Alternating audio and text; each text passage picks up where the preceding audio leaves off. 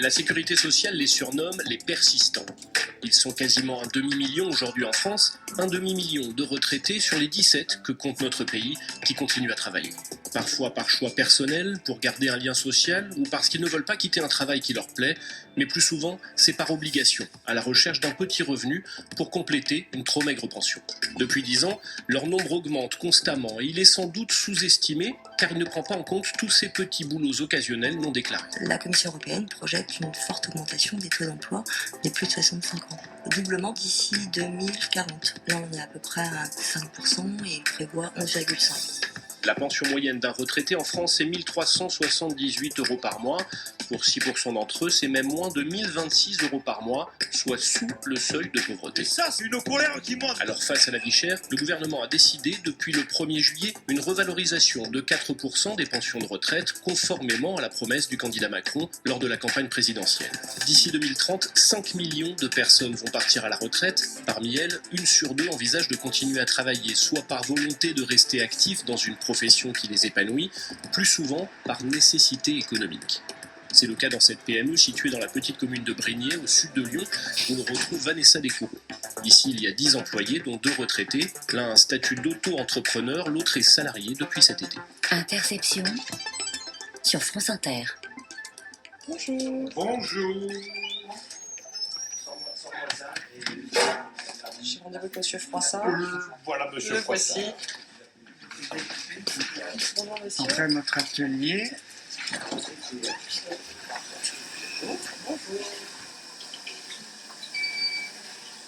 Le cœur de métier, en fait, c'est vraiment la gravure de plaques patronymiques, donc des plaques de boîtes aux lettres, des plaques de porte-palières, des plaques d'interphone, donc au profit effectivement de résidents.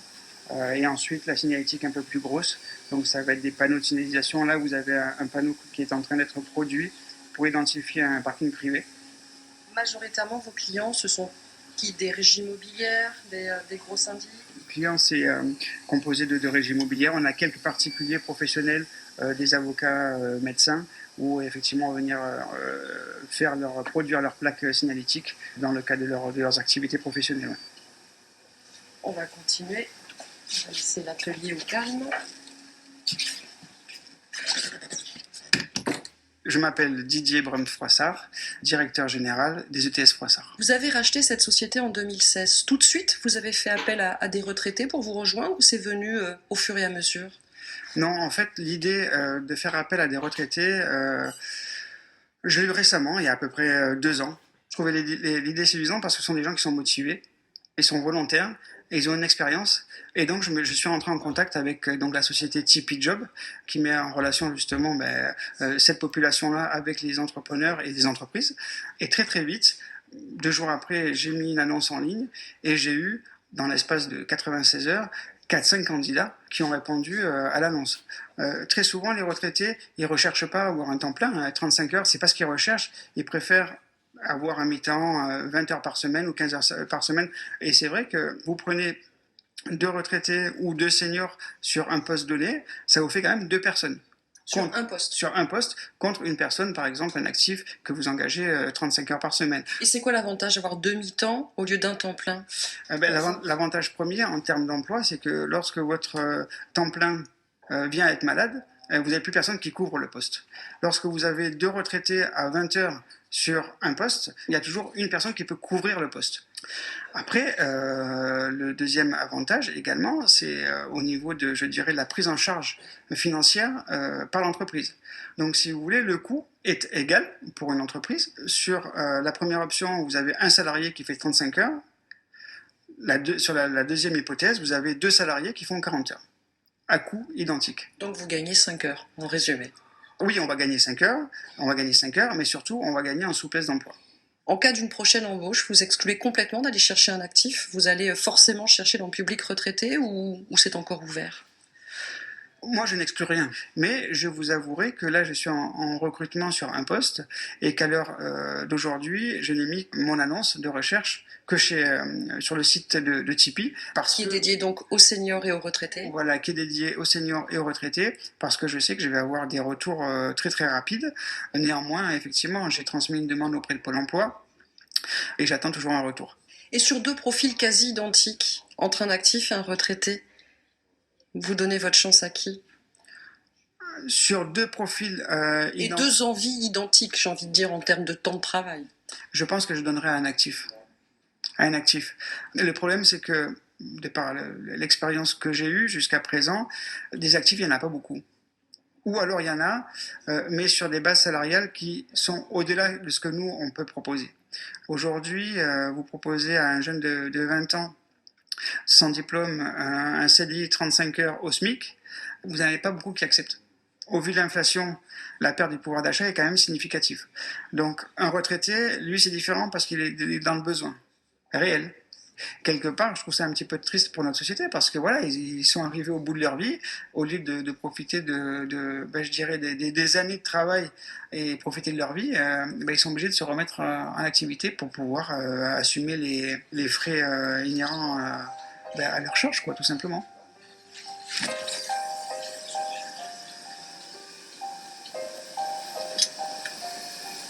Et vous faites quoi, Serge, là? Je fais des petits trous. Des petits trous. Des petits trous, des petits trous. Je suis en train de percer une plaque en fait pour pouvoir la fixer dans du bois.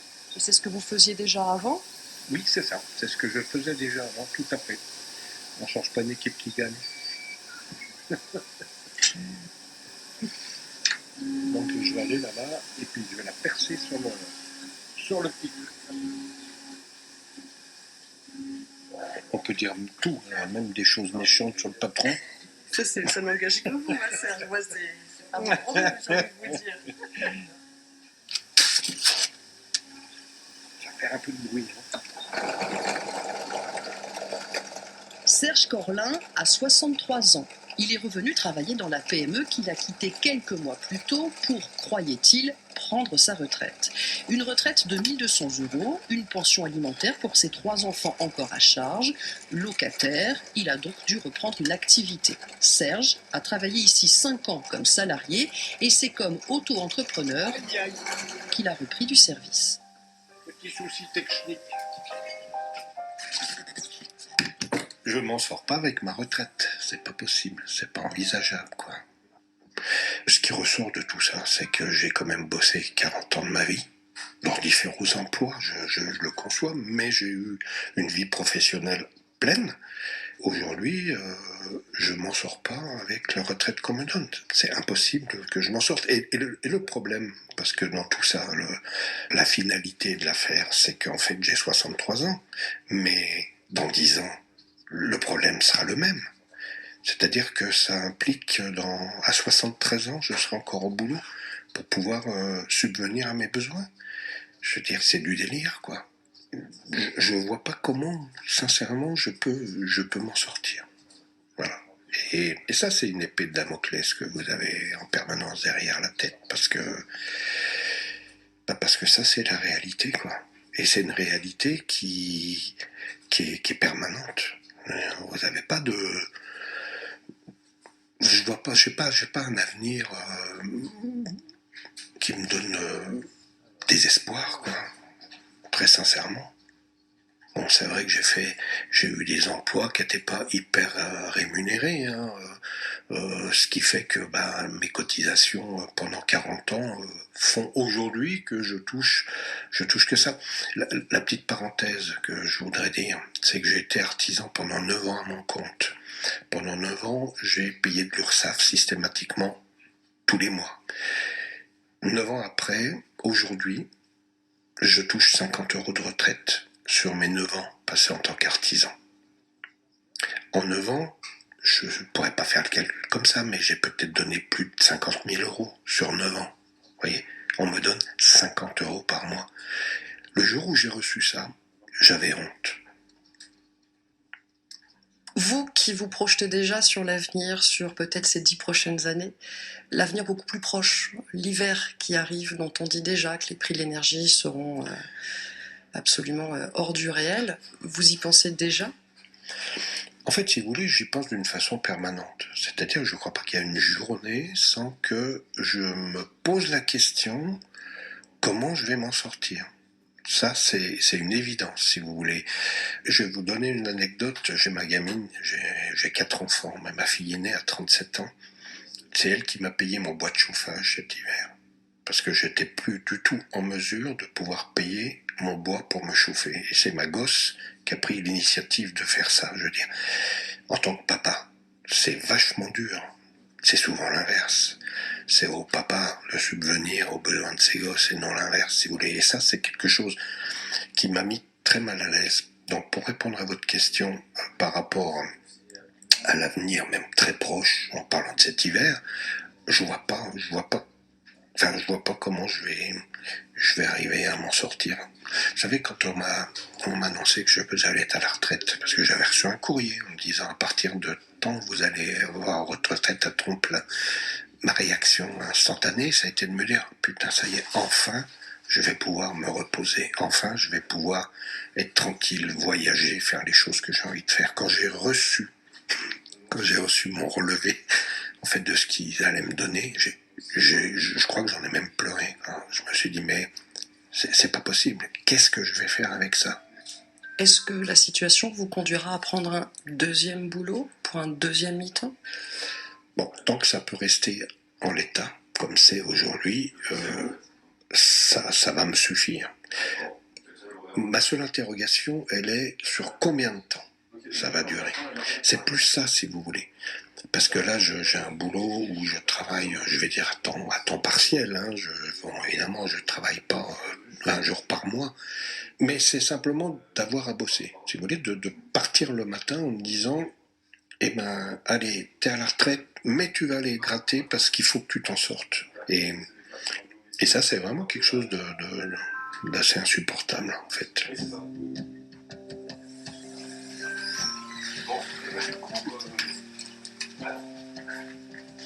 Où j'y vais? Good tour à vous. Vous allez poser là? Ouais, là je vais poser tout ça. Donc on s'occupe un petit moment. Bon, je vais à mon rythme, c'est l'avantage. Et comme je suis rémunéré à la pause, je fais comme je veux. C'est l'avantage. Je suis moins pressé, moins speed qu'avant. Je fais ça tranquille. Eh bien, merci beaucoup Serge pour votre gentillesse et votre sincérité. Pas de souci. Bonne route. Le chef de bois. Merci, bonne route aussi à vous. Et comme lui, rejoignez Tipeee.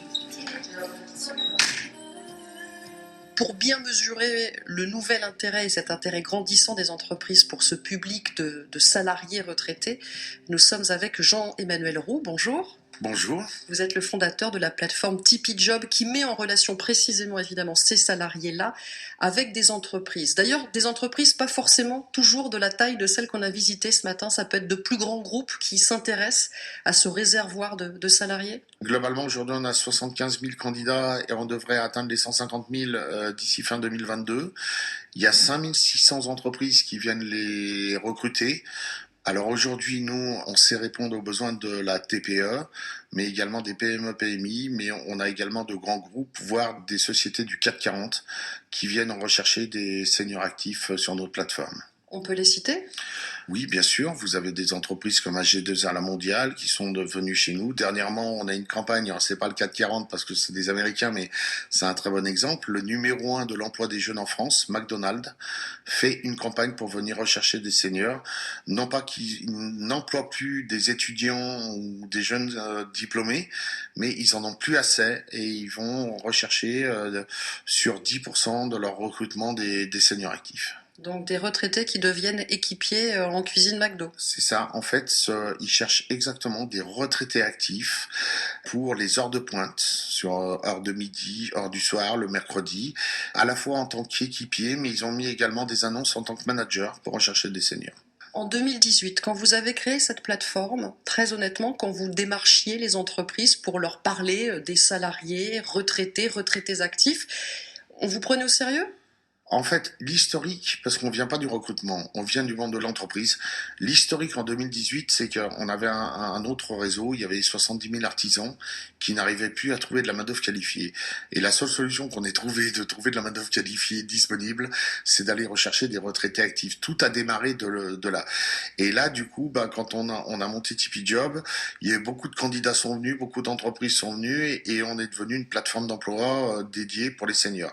Mais il est vrai qu'en 2019, par exemple, quand on a été démarcher des grandes entreprises, par exemple, en leur disant on vous propose d'avoir une petite partie, 5-10% de vos recrutements de seniors, il y a des DRH qui n'ont pas cru en ce que l'on proposait et qui nous ont dit mais nous, si vous voulez des gens de plus de 50 ans, on va vous en ramener même parce que on en a encore à mettre dehors. Les mêmes DRH qui avaient ce discours en 2019 n'ont plus le même et sont même clients chez nous en 2022. Donc les temps ont changé, il y a eu l'avant-crise sanitaire et l'après-crise sanitaire. À l'origine, c'est la pénurie qui a fait venir ces entreprises vers les seniors, mais souvent, ils reviennent une seconde fois.